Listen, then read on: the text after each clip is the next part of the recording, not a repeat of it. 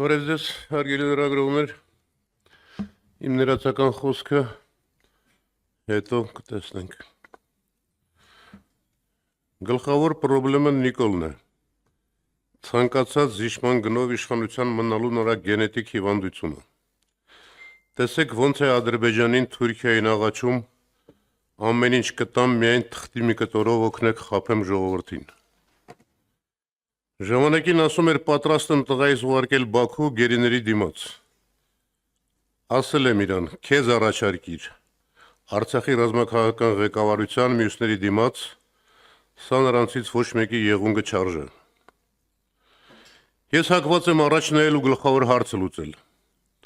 Անցյալում չմնալ, բայց անցյալը պիտի ճիշտ գնահատել առաջ գնալու համար։ Հիմա Նիկոլ ամենացածր վարկանիշն ունի։ Ժամանակին ինչքան սրան սիրում էր մեծամասնությունը, այդքան ու ավելի այժմ ատում է։ Բնականաբար քաղաքական հիմնական ուժերը դիրքավորվելու, իրենց կարողությունը մեծացնելու խնդիր են փորձում լուծել։ Եթե համախմբում հնարավոր չէ, տարանջատվելն ու մոտեցումները հստակեցնելը մյուս ճանապարհն է։ Հիմնական ուժեր ասելով, ես նկատի ունեմ երկրորդ նախագահ Հայաստան դաշինք, Հանրապետական կուսակցություն և դաշնակցություն։ Ցավոք այս ընթացքում նոր հաշվառելի քաղաքական ուժերը այդպես էլ չեն առաջացել, թեև ինչ-որ նշաններ, փորձեր կան։ Եվ այս առումով իմ նկարագրած համատեքստում նախագահ Քոչարյանի ասուլիսը կատալիզատոր դարձավ։ Երկրորդի ծանրակշիռ ներկայությունը շատերի մոտ է խնդիր առաջացնում։ 2015-ից Հայաստանը խորհրդարանական երկիր է։ Փաստ է, 2018-ին գործադիր իշխանությունը հանձնել է խորհրդարանը, հետո էլ ազգային ժողովն է հանձնել։ ՀՀԿ-ն մեծամասնություն էր։ Կարող է ինչ հանձնել։ Իրենք են ասել, եթե իմանայինք այսպիսի հետևանքներ են լինելու, այլ կերպ կվարվեինք,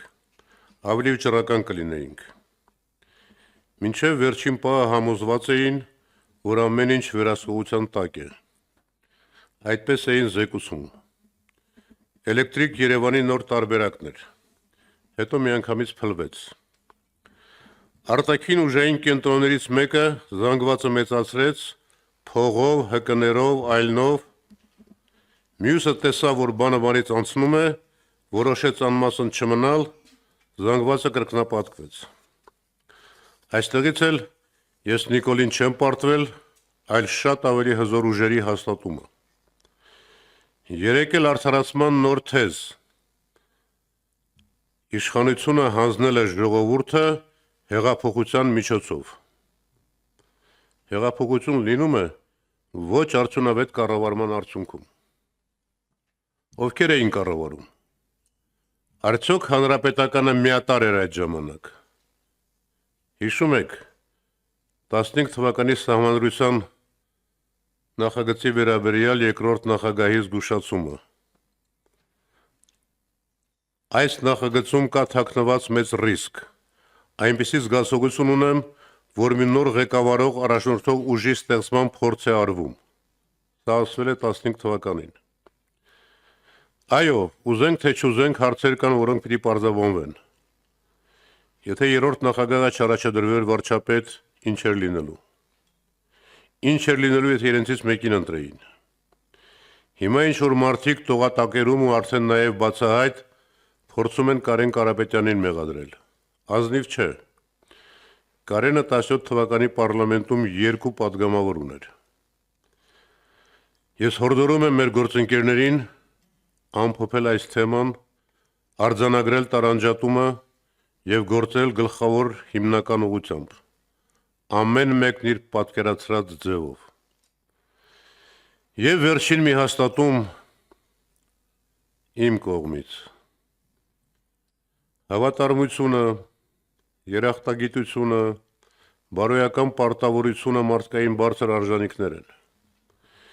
Ինչ-որ ազդեցություն կարող է ունենալ նաև այլ կարգի կախվածությունը։ Բայց սրանք չպետք է խանգարեն մարդու սկզբունքներին, սեփական դեմք ունենալուն ինքնուրույն մտածելուն ու գործելուն։ Շնորհակալ եմ։